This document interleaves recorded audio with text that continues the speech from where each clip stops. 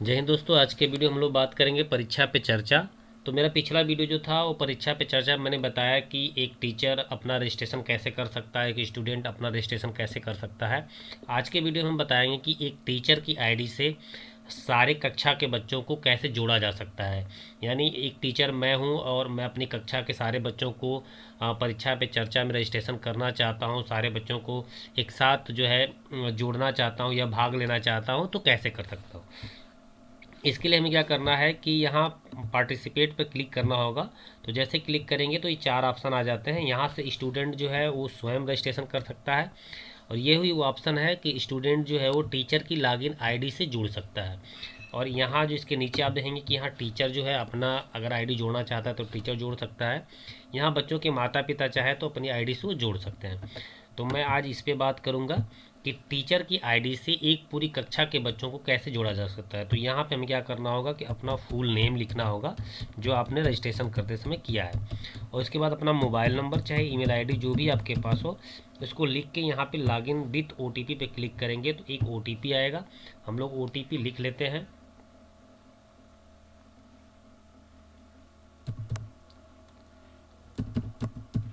इसके बाद हम लॉगिन पर क्लिक कर लेंगे, सबमिट पर क्लिक कर लेंगे। जैसे सबमिट पे क्लिक करेंगे तो ये आ जाएगा। यहाँ से हम एक एक बच्चे को जोड़ना शुरू कर देते हैं। तो मान लीजिए एक बच्ची हमारी है जिसको हम जोड़ना है, कक्षा 8 की बच्ची है। ये मैं पहले क्लियर करता हूँ कि ये कक्षा 6 से 12 तक के बच्चों के लिए है। अगर मैं कक्षा 6 का टीचर हूँ या 7 का टीचर हूँ, मैं समस्त बच्चों को जोड़ना चाहता हूँ तो कैसे जोड़ सकता हूँ, ये वीडियो बनाने का मेन मकसद ये है।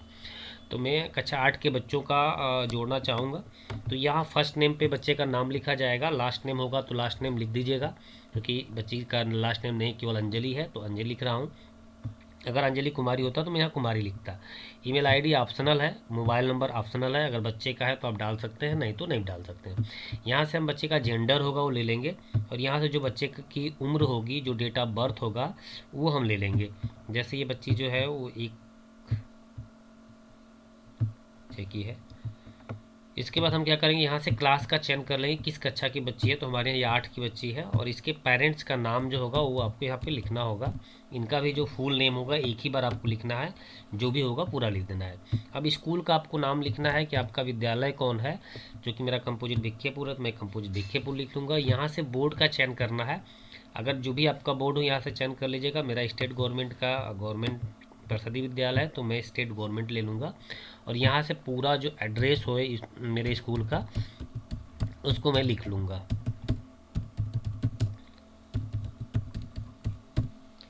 इसके बाद जो है यहाँ से मैं कंट्री का चयन करूँगा। जैसे ही इंडिया लिखूँगा तो ये बाकी चीज़ों को और बढ़ा देगा। यहाँ से फिर प्रदेश चुनने के लिए कहेगा, हम प्रदेश ले लेंगे। फिर यहाँ से डिस्ट्रिक्ट चुनने के लिए कहेगा, हम डिस्ट्रिक्ट ले लेंगे। फिर यहाँ से अपने विद्यालय का जो पिन कोड होगा उसको हम यहाँ से लिख लेंगे।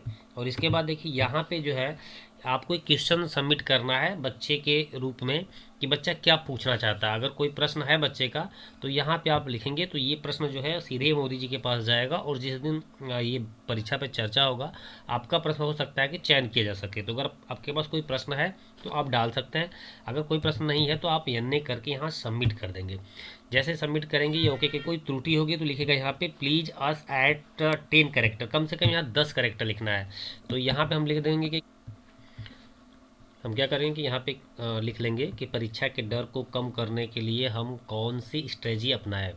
आपका जो प्रश्न हो हिंदी में, इंग्लिश में, जैसे आप लिखना चाहें वैसे लिख सकते हैं। और लिखने के बाद यहाँ पे हम करेंगे सबमिट, और फिर ये ओके मांगेगा। अब जो है इस बार सबमिट हो जाएगा। तो यह एक बच्चे का यहाँ पे हो गया। ऐसे ही हम ऐड मोर करते चले जाएंगे।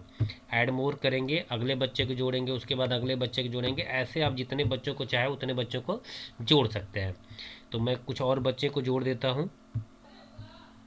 जब हम दूसरे बच्चे को जोड़ेंगे तो अब हम तो दूसरे बच्चे को जोड़ेंगे तो यहाँ देखेंगे कि इसमें टाइटल के साथ था तो मैंने नाम लिख लिया, और यहाँ ईमेल आईडी हमने छोड़ दिया। फीमेल जो जेंडर था हमने सेलेक्ट कर लिया, डेट ऑफ बर्थ लिख दिया, और ये क्लास हमने चयन कर लिया, और पिता का नाम लिख लिया।